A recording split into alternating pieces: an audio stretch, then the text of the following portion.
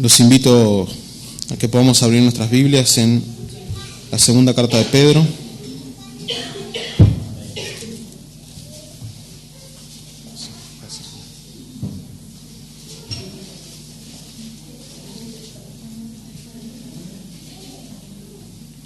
Segunda carta de Pedro. Vamos a ir al capítulo 3.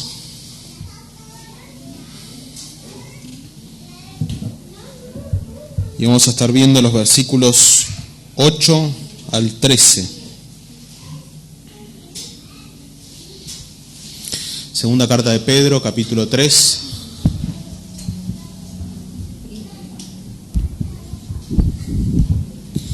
Versículos 8 al 13.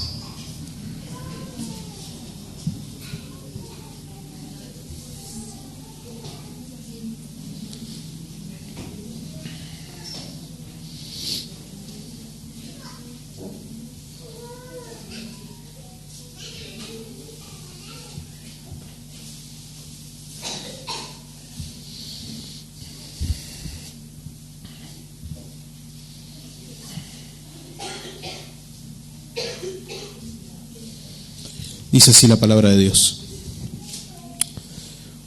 Mas, oh amados, no ignoréis esto, que un día delante del Señor es como 1000 años, y 1000 años como un día. El Señor no retarda su promesa, como algunos la tienen por tardanza, sino que es paciente para con nosotros, no queriendo que ninguno perezca, sino que todos vengan al arrepentimiento.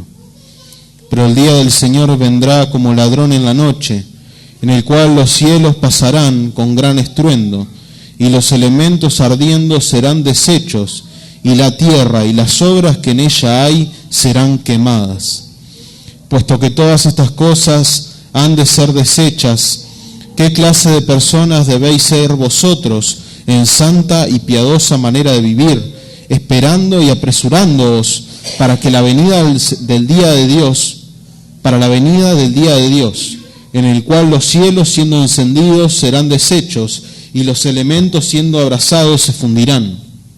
Pero esperamos, según su promesa, cielos nuevos y tierra nueva, en los cuales mora la justicia.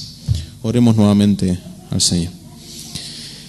Dios bendito, hemos sido expuestos a la lectura de tu palabra y sabemos que es viva y eficaz, Señor. Sabemos que penetra hasta lo profundo de nuestros corazones y transforma cada área de nuestras vidas, Señor, por el poder de tu Espíritu Santo. Por eso te rogamos que esta mañana, al ver estas preciosas verdades, Señor, acerca de la segunda venida de nuestro Señor, nuestras almas, nuestros corazones, nuestras mentes puedan enfocarse completamente en estas verdades, Señor, entendiendo de que este gozo que tendremos es puramente por gracia y por misericordia. También, Señor, confróntanos, Señor, exhórtanos, anímanos, Señor, por tu palabra, y sobre todas las cosas, que toda la gloria sea para ti. En el nombre de Jesús. Amén.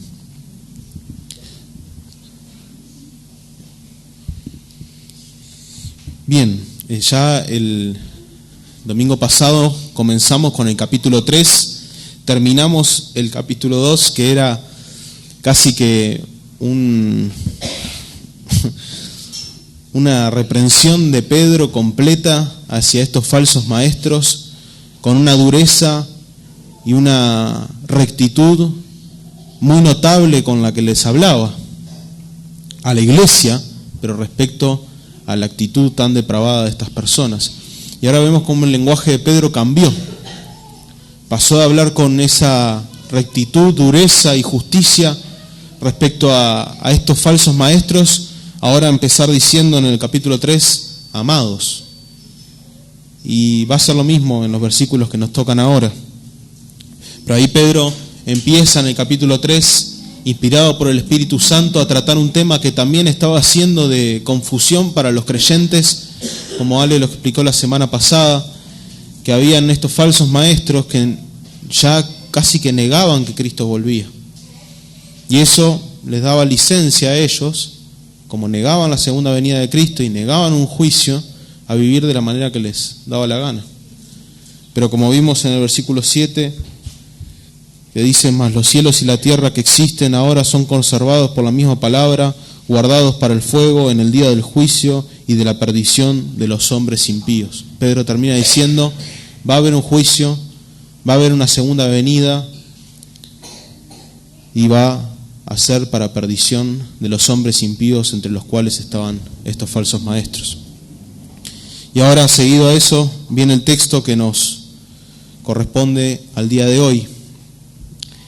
Y no es sorpresa, va a seguir hablando acerca de esta segunda venida. Pero ahora va a entrar en mayor profundidad sobre el problema de los cuales los falsos maestros estaban atacando a esta segunda venida de Cristo, y cómo Pedro, de cierta forma, los reviste a estos creyentes de verdades doctrinales y teológicas para que ellos se aseguren en la promesa que Dios ha hecho de que Cristo volverá. Por eso, nuevamente el versículo 8 comienza diciendo: mas, oh amados. Nuevamente la ternura de un pastor que se acerca a la congregación con ese amor pastoral, diciendo: mis hermanos queridos, mis hermanos amados. Imagínense, frente a esas depravaciones que estaban haciendo los falsos maestros, frente a la forma de vivir tan licenciosa y a la falta total de amor porque no conocían a Dios, un pastor que se acercara a esta iglesia, aún en la reprensión, aún en la exhortación, con ese cariño y ese amor pastoral que Dios le ha dado. Y lo hace en medio de una exhortación, porque le dice: no ignoréis esto, que un día delante del Señor es como 1000 años, y 1000 años como un día. Al parecer lo que estaba pasando era que debido a esos falsos maestros que estaban en la iglesia, diciendo que Cristo no volvía, que se estaba tardando, como ya lo vamos a ver, de cierta forma los creyentes se veían en la tendencia de olvidar uno de los atributos que quizás más se nombra a lo largo de toda la Biblia. Los creyentes caían en perder la noción del Dios que había hecho la promesa. Y eso los llevaba a quizás, frente a todos los padecimientos que ya hemos visto que tenían estos creyentes, vivir las vidas angustiosos, porque no sabían si iba a venir o no el Señor. No sabían si Dios iba a cumplir o no su promesa. Pero Pedro, inspirado por el Espíritu Santo, nos lleva y lleva a estos creyentes al pasaje que leímos en la liturgia, al Salmo 90. Específicamente el versículo 4, que dice: un día delante del Señor es como 1000 años, y 1000 años como un día. Entonces este versículo es, digamos, el apoyo doctrinal teológico de Pedro respecto a un atributo específico de Dios, para después desarrollarle lo que va a desarrollar en el siguiente versículo. Pero lo que Pedro está tratando de explicarles a estos creyentes a través de la utilización de este versículo es que para Dios el tiempo en el que nosotros vivimos no es nada. Lo que para nosotros podría ser una demora, lo que para nosotros podría ser literalmente casi una eternidad, para Dios no es nada. Entonces Pedro nos está poniendo de manifiesto la eternidad de Dios, su soberanía sobre el tiempo, y que Él es el creador del tiempo. Así que no es cualquiera el que hizo la promesa, de la que va a detallar más adelante. No es cualquiera el que prometió todo lo que veremos, sino que es el Dios eterno que existía desde antes de la fundación del mundo, que creó todas las cosas y creó el tiempo. Porque si vamos a Génesis, los días, ¿quién los creó? Dios. Fue la tarde y la mañana el primer día, fue la tarde y la mañana el segundo día. Cada día, cada ciclo temporal que nosotros en esta tierra vivimos, tiene un creador y es Dios. Y para Dios un día y 1000 años son como nada delante de su eternidad. Para Dios el concepto del tiempo no existe. No lo sujeta al tiempo. Y eso debe traernos paz, seguridad, gozo, alegría, firmeza.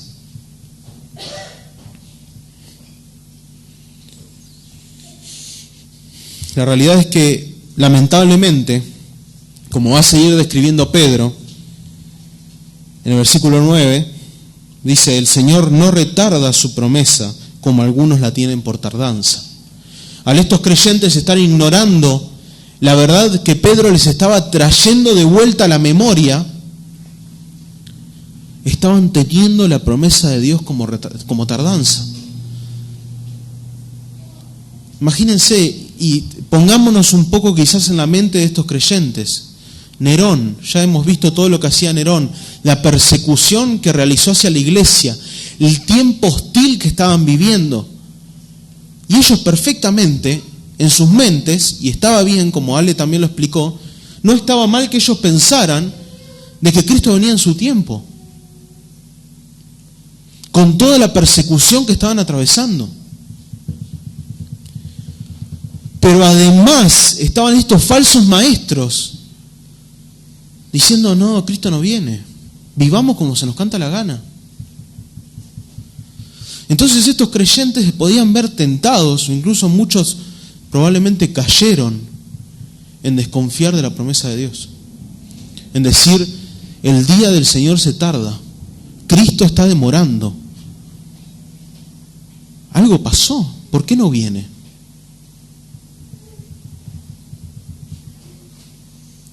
Y Pedro primero les muestra de que el tiempo de Dios es diferente, entre comillas, al tiempo nuestro.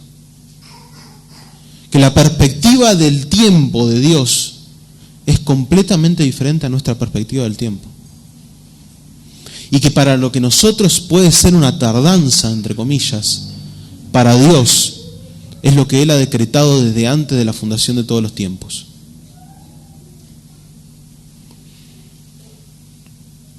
Pero Pedro todavía, por si siguen pensando quizás que Dios ha corrido el día en el que Cristo iba a venir, dice: el Señor no retarda su promesa. Dios prometió, Dios no va a cambiar lo que prometió. Acá nos está mostrando otro atributo de Dios: su inmutabilidad. Entonces veamos cómo Pedro está trayendo a la memoria de estos creyentes todos los atributos de Dios. Porque si tenemos confianza en las promesas de Dios, es porque Dios es. Una promesa de un hombre, no podemos tener una confianza segura. Porque el hombre es mentiroso, el hombre es pecador, con todo lo que eso conlleva. Pero si Dios hace una promesa, como Él es inmutable, no cambiará la promesa que Él ha hecho. Pero ahora Pedro muestra por qué todavía no había llegado el tiempo. Primero Pedro les muestra: Dios tiene su tiempo. Dios hace las cosas en el tiempo en que Él hace las cosas. Y ahora Él les muestra por qué aún no ha de cumplirse quizás la promesa de su advenimiento. Y es maravilloso, porque si nos ponemos a pensar lo que Pedro le va a decir, entramos todos nosotros. Año 60, 70 después de Cristo. Nosotros 2000 años después estamos. Y escuchen lo que va a decir Pedro. Sino que es paciente para con nosotros, no queriendo que ninguno perezca, sino que todos vengan al arrepentimiento. Lo que hace que el día del Señor no haya llegado es la paciencia y la misericordia de Dios por nosotros, dice. Y ahí tenemos que desarrollar un poquito qué significa ese nosotros, porque si nosotros vemos lo que Pedro está diciendo, ¿cómo va a haber arrepentimiento en aquellos que ya son amados, ya son hijos, ya no está hablando ahí de un arrepentimiento salvífico para ellos que están ahí en ese tiempo, o esa iglesia a la que le está escribiendo, sino que ese nosotros engloba a los escogidos de Dios, a la iglesia de Dios, planeada en la mente de Dios, entregada al Hijo desde antes de la fundación de todos los tiempos.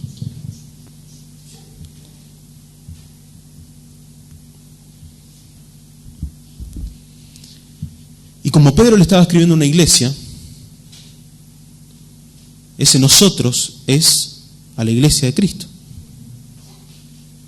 Y para que entendamos de que Cristo, desde antes de la fundación del mundo, planificó, predestinó, escogió salvar a una iglesia, vamos a Efesios 5, 25 al 27, que dice: maridos, amad a vuestras mujeres, así como Cristo amó a la iglesia y se entregó a sí mismo por ella, para santificarla, habiéndola purificado en el lavamiento del agua por la palabra, a fin de presentársela a sí mismo, y esto ya tiene una connotación escatológica, una iglesia gloriosa, que no tuviese mancha, ni arruga, ni cosa semejante, sino que fuese santa y sin mancha. ¿A quién amó Cristo? A la iglesia. ¿Por quién se entregó Cristo? Por la iglesia. ¿Nosotros qué somos? La iglesia. Si Cristo no llegó en el tiempo de estos creyentes, es porque todavía quedaba el tiempo en que cada uno de nosotros que estamos acá creyera y se arrepintiera. Dios tiene paciencia porque Él esperará hasta que el último escogido se arrepienta y crea. ¿Es tardanza? No. ¿Es retraso? No.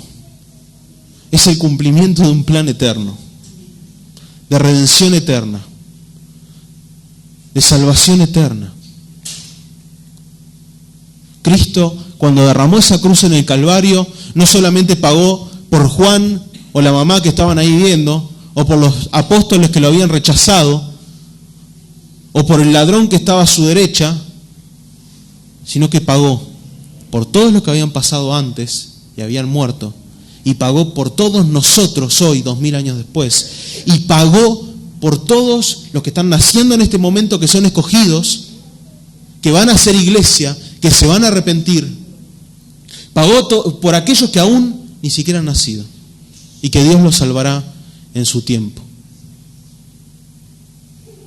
Entonces, lo que para nuestros ojos parece retraso o tardanza, para Dios no es más que el cumplimiento de lo que Él mismo pactó en sí mismo. Esa redención, ese pacto eterno que se dio desde antes de la fundación de todas las cosas.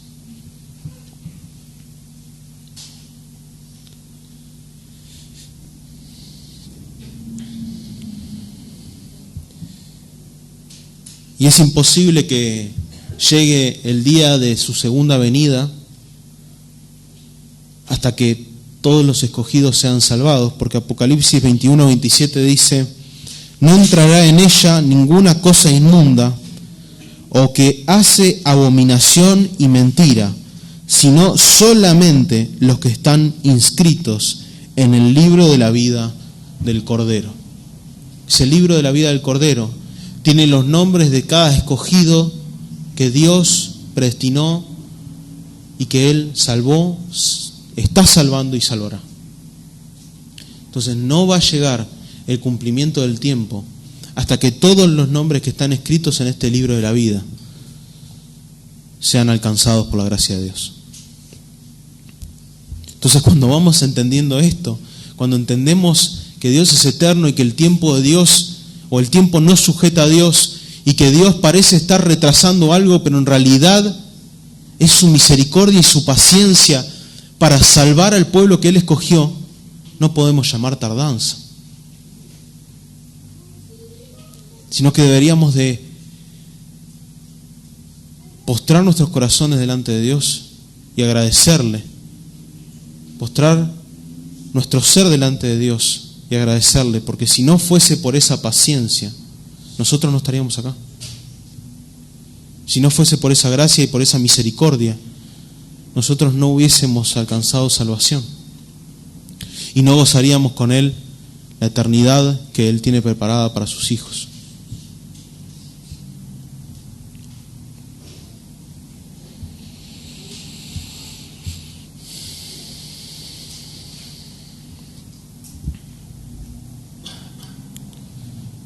Como también dice Romanos capítulo 8, versículo 30, y a los que predestinó, a estos también llamó, y a los que llamó, a estos también justificó, y a los que justificó, a estos también glorificó. No hay ni uno, desde que empezó esa cadena, que no llegue a la glorificación. Entonces, el plan de Dios se cumplirá en el tiempo que Dios lo quiera cumplir, y en el medio estará la salvación de Dios para la iglesia escogida desde antes de la fundación del mundo. Y Pedro sigue diciendo, pero el día del Señor vendrá como ladrón en la noche. Ahora, Pedro no dice que no va a venir el día del Señor. Pedro pone un propósito por el cual ese día aún no ha llegado.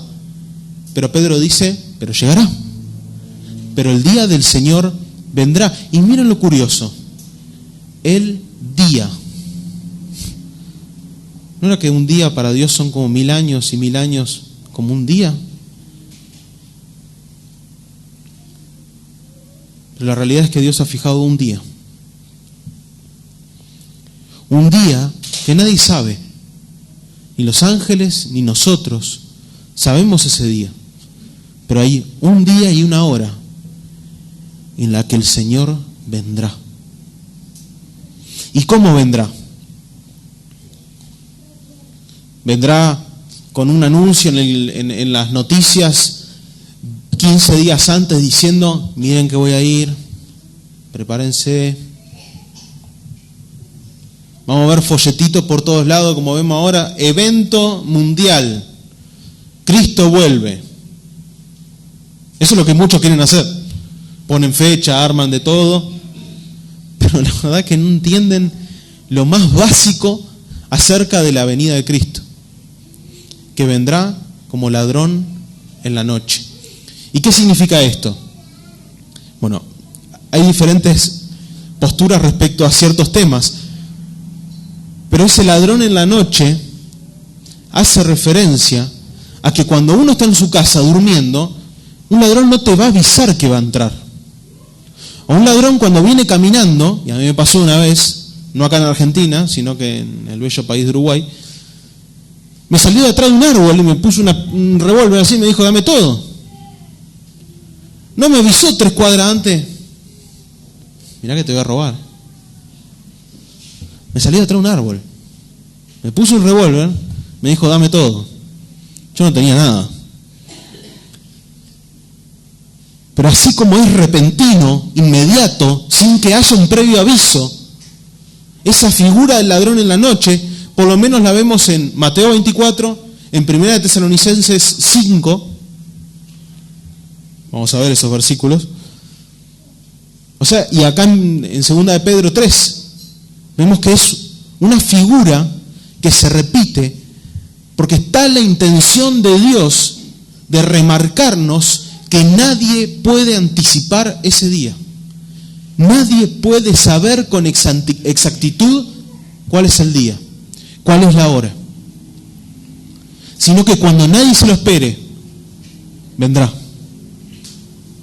Van a estar cocinando, y va a venir. Vas a estar en tu trabajo y va a venir.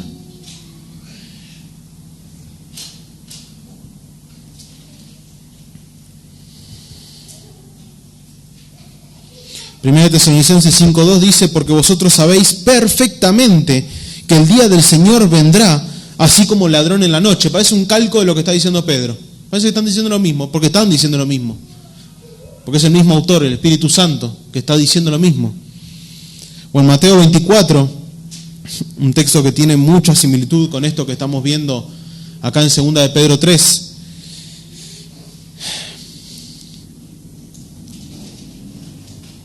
Perdón, porque me anoté el 37 al 44 y no quiero leerlo todo, porque va a ser muy extenso. Así que estoy buscando bien el versículo donde era. Versículo 42 dice, velad pues, porque no sabéis a qué hora ha de venir vuestro Señor. Pero sabed esto, que si el padre de familia supiese a qué hora el ladrón habrá de venir, velaría y no dejaría minar su casa. Figura de ladrón. Y el padre de familia resguardando acerca de ese ladrón que podría entrar a robar a su casa. Pero ¿qué dice? Si el padre de familia lo supiera, estaría ahí atento porque va a saber que viene y bueno, ¿a qué hora dijo que venía? ¿A las 23? Bueno, voy a llamar a la policía, voy a poner los patrulleros. Pero no va a ser así.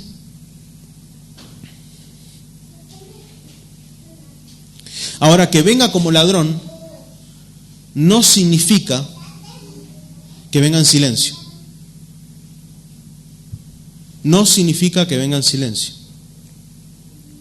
Porque como el mismo texto, en el versículo 10 dice, en el cual los cielos pasarán con gran estruendo.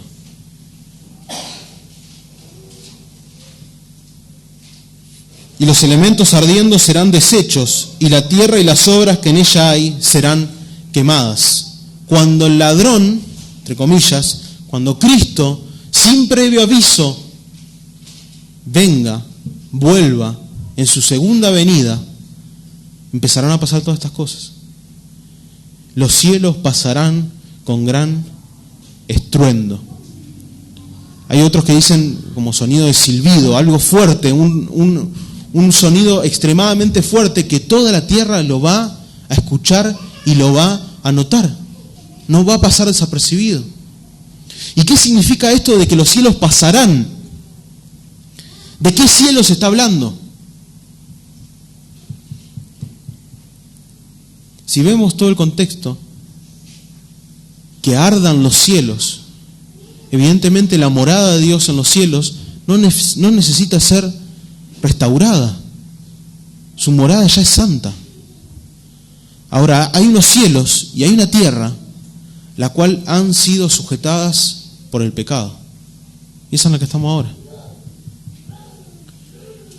Y los cielos de los que hablan, y esos elementos ardiendos, bueno, los elementos también, los filósofos griegos entendían que podía ser el agua, el fuego, o sea, los elementos que constituyen el mundo, pero también otra forma de ver esa palabra griega para elementos es el sol, la luna, las estrellas, los astros, todo lo que está en los cielos. Y por el contexto de lo que está diciendo Pedro, porque primero está nombrando los cielos y después va a nombrar la tierra, en el marco de los cielos, las estrellas, el sol y la luna caerán, como dice en otro texto. En Mateo lo dice, 24. Dejarán de existir. Serán abrasados por el fuego.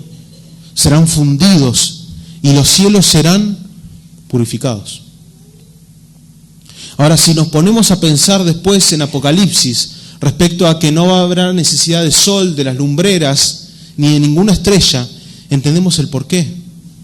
Ya no habrá necesidad de lumbreras en el cielo que alumbren esta tierra, porque la gloria de Dios iluminará todo en todo lugar, con el Cordero siendo lumbrera de esa gloria.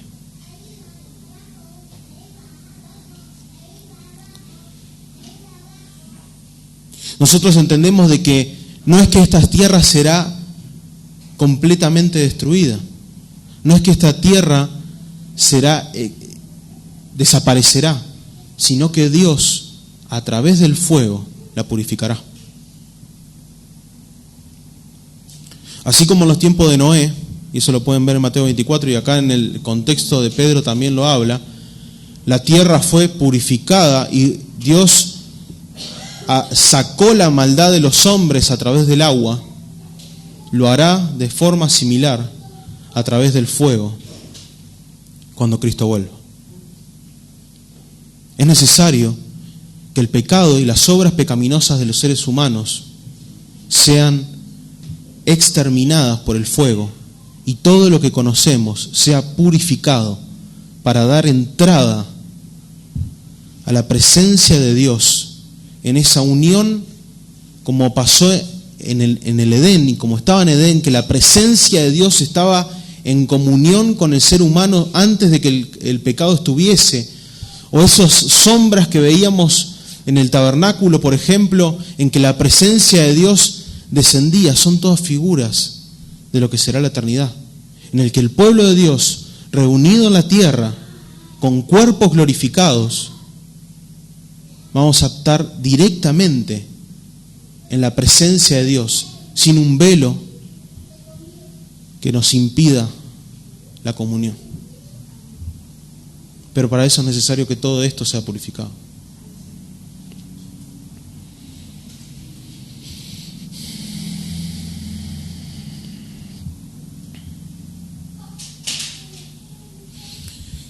Romanos 8, 19 al 23 dice: porque el anhelo ardiente de la creación es el aguardar la manifestación de los hijos de Dios, porque la creación fue sujetada a vanidad, no por su propia voluntad, sino por causa del que la sujetó en esperanza. Porque también la creación misma será libertada de la esclavitud de corrupción a la libertad gloriosa de los hijos de Dios. Porque sabemos que toda la creación gime a una, y a una está con dolores de parto hasta ahora. Y no solo ella, sino que también nosotros mismos, que tenemos las primicias del Espíritu, nosotros también gemimos dentro de nosotros mismos, esperando la adopción, la redención de nuestro cuerpo.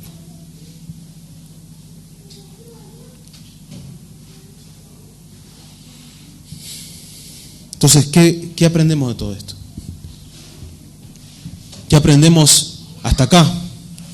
A estos primeros, del versículo 8 al 10, me olvidé de mencionar los puntos, siempre que pongo puntos. Dios no retarda su promesa, sino que Cristo volverá para cumplirla en el tiempo establecido. Y en este primer punto, ¿qué podemos aprender nosotros? Si bien Pedro le estaba hablando en el contexto de lo que estaban pasando, lo que podemos aprender nosotros es que a pesar de que hayan pasado 2000 años de que Cristo ascendió, la promesa de Dios sigue intacta, sigue vigente, nada ha cambiado y nosotros somos parte de que esa promesa aún no se haya cumplido.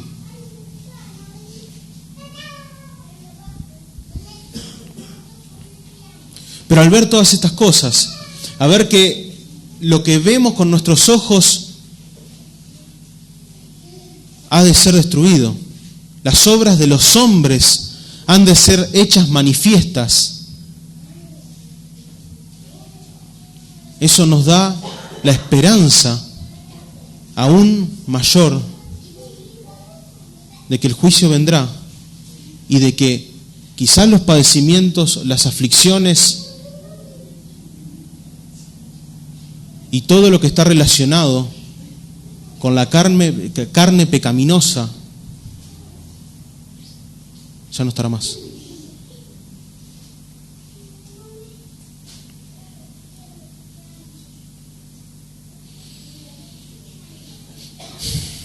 Lamentablemente vivimos muy cómodos en este tiempo.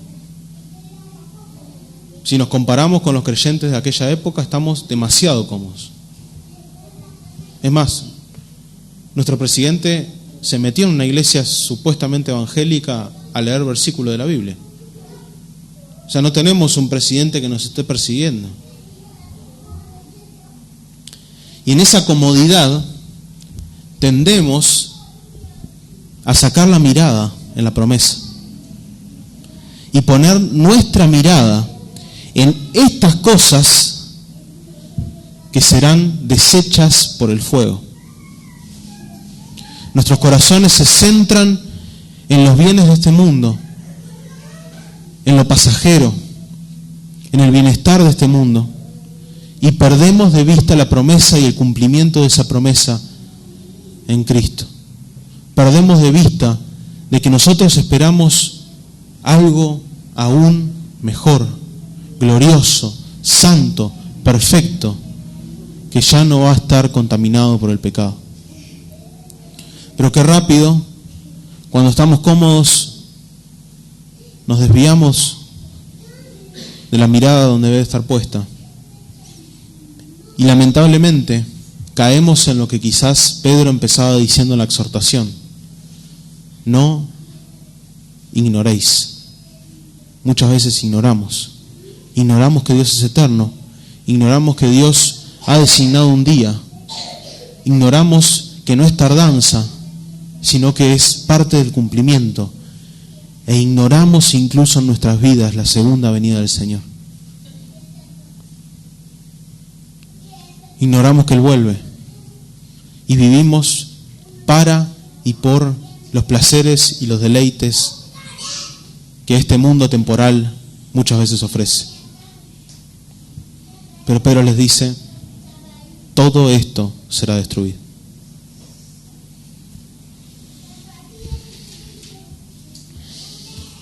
Y ahí pasamos al segundo punto, del versículo 11 al 13, que es: la segunda venida de Cristo nos recuerda hoy el celo de Dios por la santidad y la piedad.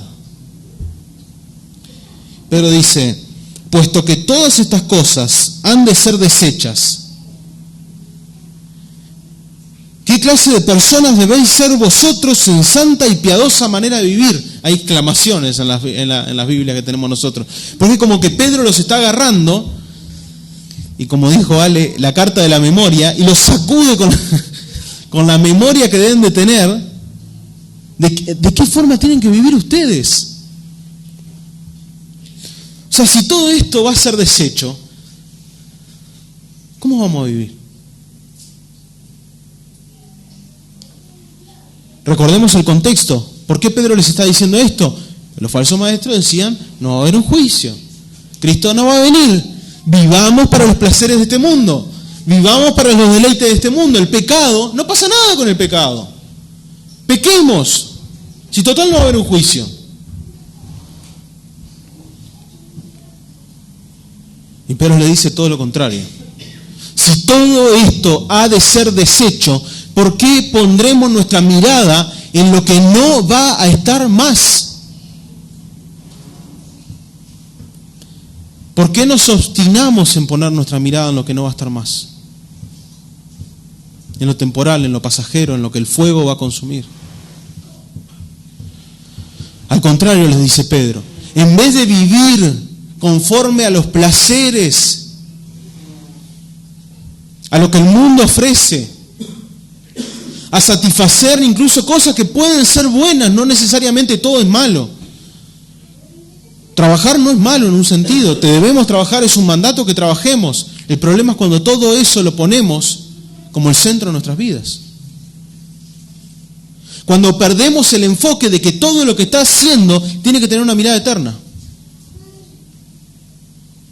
Y ahí Pedro les dice: ustedes, ya que todo esto ha de pasar, vivan en santidad y en piedad. Y la santidad es algo que Pedro ya les había dicho en la primera carta: sed santos porque Dios es santo. La piedad también es algo que ha mencionado en esta carta, en el capítulo 1, que le tocó predicar a Leo. Pero Pedro los zarandea de vuelta.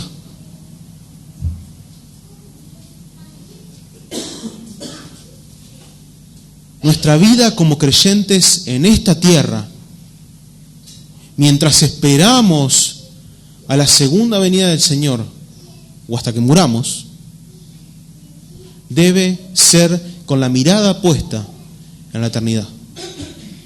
No hay otro. No hay otro. ¿Y por qué?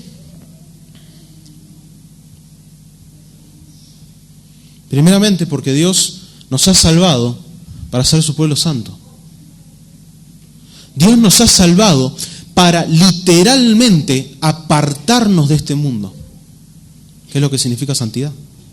Apartados del pecado, apartados del mundo, apartados de los placeres del mundo, de la vanidad del mundo, como habla Eclesiastés. Entonces, si Dios nos ha sacado de ahí, ¿por qué vamos a estar poniendo nuestros ojos de donde Dios nos sacó?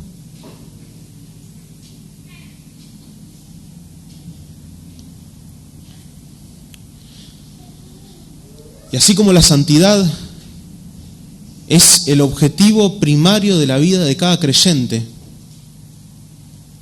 la piedad va de la mano.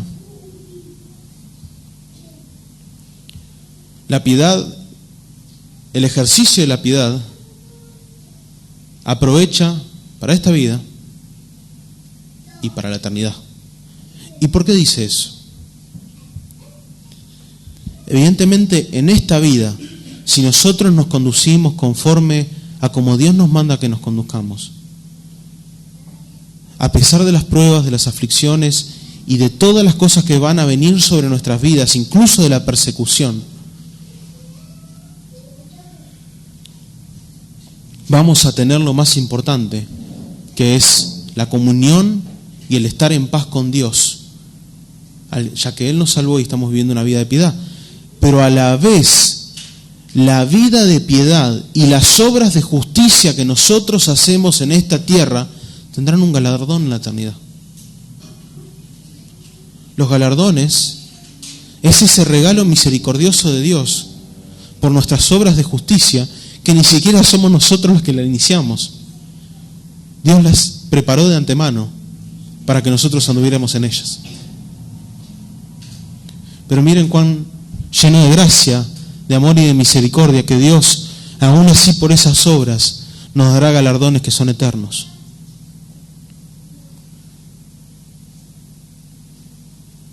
Entonces, nuestras miradas en nuestro caminar, al estar enfocadas en lo eterno, nos van a llevar a vivir apartándonos del pecado, apartándonos de los placeres de este mundo, apartándonos de todo lo que este mundo nos quiere atraer para sí y poniendo nuestra mirada en hacer y cumplir la ley de Dios, que es vivir en santidad, matando el pecado y a la vez teniendo en mente que nuestras obras de justicia Dios las recompensará en la eternidad. Buscamos las recompensas terrenales muchas veces y perdemos de vista las que ni el tiempo, ni nada, ni la polilla, ni nada podrá marchitar. Ponemos la mirada en las recompensas de esta tierra que serán abrazadas por el fuego y olvidamos de los galardones que Dios prepara para sus hijos, que serán por la eternidad.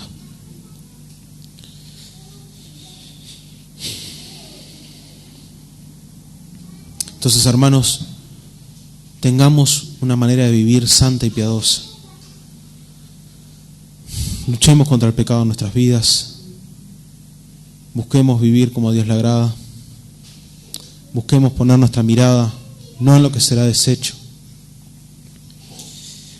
Y como sigue hablando Pedro en el versículo 12, esperando y apresurándoos para la venida del día de Dios, en el cual los cielos serán encendidos, serán deshechos, y los elementos siendo abrasados se fundirán. Es la tercera vez que Pedro les menciona que todo esto será deshecho y será fundido y será abrazado y será...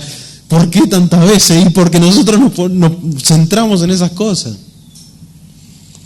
Pedro tiene que insistir, zarandearnos, poner exclamaciones para que despertemos nuestras mentes y nuestros corazones a la verdad de la vida que debemos vivir. Y dice, esperando. El cristiano debe tener una espera activa. Debe velar, debe orar, debe vivir en santidad, pero no perder, no sacar de la mente que Cristo viene y esperarlo, ansioso, anhelarlo, desearlo. No hay nada mejor de que Cristo venga. Como Leo decía que escuchó que estaban cantando una canción y decía, Cristo viene, y otro decía, todavía no, espera un poquito. Algo así. Y a veces vivimos así. Uy, Señor, pero todavía no tengo hijos, todavía no me compré la casa, yo qué sé. Lamentablemente somos así.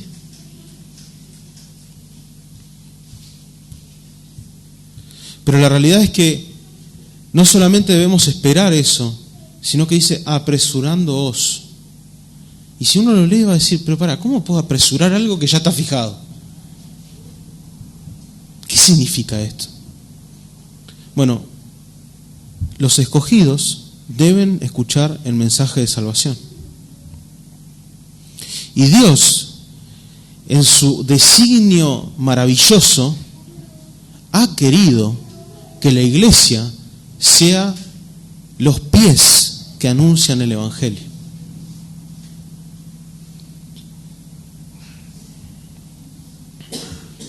Y como hasta que todos los escogidos no hayan sido salvados, el día no llegará. Nosotros, como apresurándonos a que ese día llegue, deberíamos ansiosos predicar el Evangelio.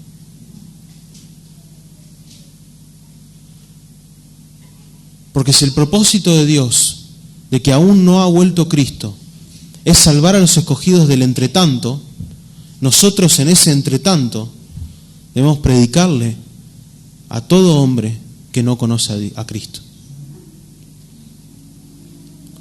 No es que nosotros vayamos a cambiar el día, ni la hora, ni la fecha, ni nada. Pero nosotros debemos, por un mandato divino, entre comillas, apresurarnos a que eso ocurra. Y es más, cuando vemos que la iglesia está predicando, que el pueblo de Dios se está expandiendo por toda la tierra,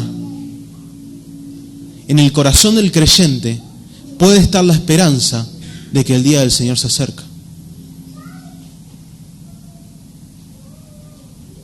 La esperanza, dije, no la certeza, la esperanza. Y está bien la esperanza, es lo que debemos esperar. Entonces, hermanos, estamos predicando el Evangelio. Entendemos de que si Cristo no ha vuelto es por la paciencia para llevar a todos los escogidos al arrepentimiento, y que nosotros somos los portavoces de la palabra de Dios para con el mundo perdido.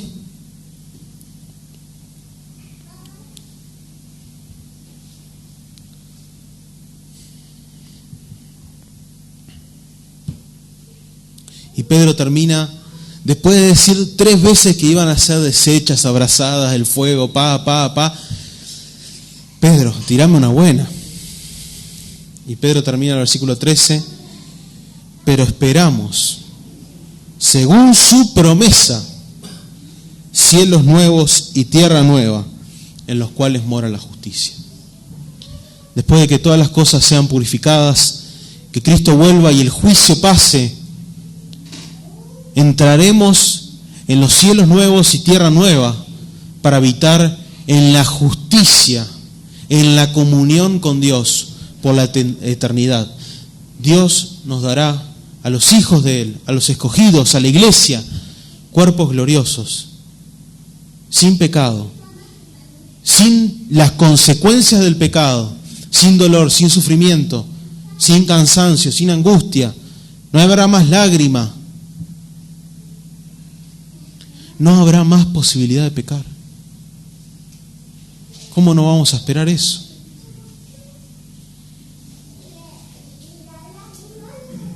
¿Cómo no vamos a esperar eso? El enemigo que más fuerte, que más daño nos hace, que es el pecado en cada uno dentro de nosotros, será completamente derrotado. Y ya no nos molestará más. Pero si esta mañana no has conocido a Cristo, sin arrepentimiento, sin un cambio de vida, sin entender de que Cristo murió en esa cruz para perdonar los pecados y que murió en esa cruz para pagar los pecados de nosotros, no hay vida eterna en los cielos nuevos y tierra nueva. No existe esa esperanza para los que no están en Cristo. No existe esa esperanza para los que no se arrepienten. No existe esa esperanza para los que no creen en Cristo. Pero esta mañana, al ver la verdad del Evangelio, al ver que el tiempo de Dios no se ha cumplido por la paciencia de Dios, quizás Dios te esté llamando al arrepentimiento.